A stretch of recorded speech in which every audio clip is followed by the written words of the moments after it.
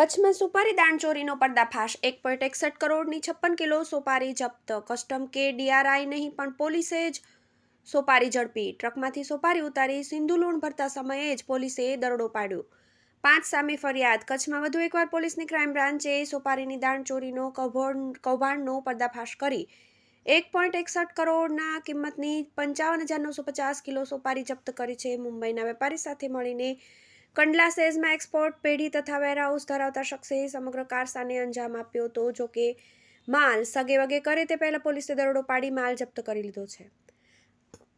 આ અંગે મળતી માહિતી મુજબ બાતમીના આધારે 2 દિવસ અગાઉ પૂર્વ કચ્છ લોકલ ક્રાઇમ બ્રાન્ચની ટુકડીએ ગાંધીધામ તાલુકાના ચુડવાની સીમમાં આવેલા ગૌતમ ટ્રાન્સપોર્ટ પેઢીના વાડામાં દરોડો પાડ્યો હતો. વાડામાં પાર્ક કરેલા 2 કન્ટેનર ટ્રેલરમાંથી આધાર પુરાવા વગરનો સોપારીનો જથ્થો મળી આવ્યો હતો. પોલીસને શંકા જતા મુદ્દામાલ તરીકે માલ જપ્ત કરીને સ્થળ પર હાજર બંને ટ્રેલરના ચાલક તથા માલ લોડ કરાવનાર જુનૈદ યાકુબ નાથાણી રહેવાસી સપનાનગર ગાંધીધામ મૂળ રહેવાસી ઉપલેટા રાજકોટની અટક કરી પૂછપરછ હાથ ધરી હતી.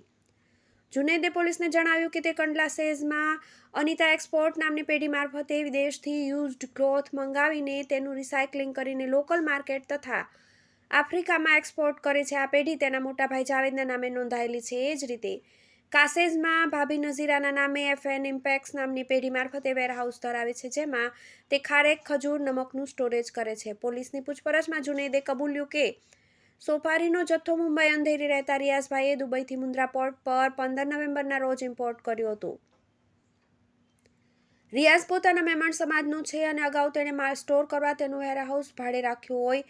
તે 4-5 માસથી રિયાઝના પરિચયમાં આવ્યો હતો. 1 માસ અગાઉ પોતે મુંબઈ ગયેલો ત્યારે રિયાઝને મળ્યો હતો અને રિયાઝે તેને દુબઈથી સોપારી મંગાવતો હોવાનું જણાવી માલ ક્લિયર કરાવી આપવા કહ્યું હતું. જુનૈદે રિયાઝને દુબઈથી આવી રહેલી સોપારીને સિંધાલોણ રોકસોલ્ટ નામથી મંગાવવા અને રોકસોલ્ટના નામથી રિસીવર પાર્ટી તરીકે AN ઇમ્પેક્સના નામનું બિલ અથવા ઇનવોઇસ બનાવવા જણાવ્યું હતું.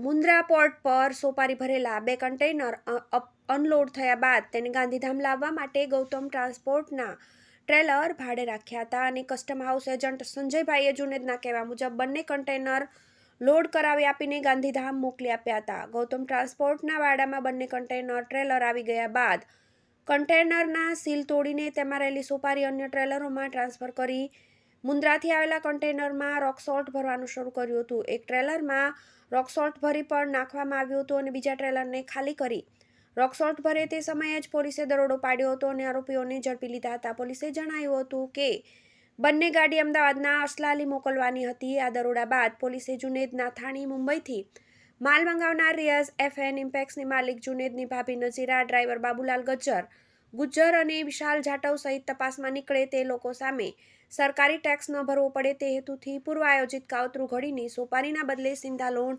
જાહેર કરીને ખોટું બિલ બનાવી દુબઈથી ગેરકાયદે આયાત કરીને ટેક્સ ભરપાઈ નહીં કરીને બિલ ઇનવોઇસમાં ખોટી વિગતો દર્શાવી તેમજ ખોટા ઇલેક્ટ્રોનિક રેકોર્ડ અને સંલગ્ન દસ્તાવેજી પુરાવા ઊભા કરી તેનો ખરા તરીકે ઉપયોગ કરીને કાવતરું પાર પાડ્યું હોવા અંગે ગાંધીધામ B ડિવિઝન પોલીસ મથકે ફરિયાદ નોંધાવી હતી. TV18 news, Gandhidham.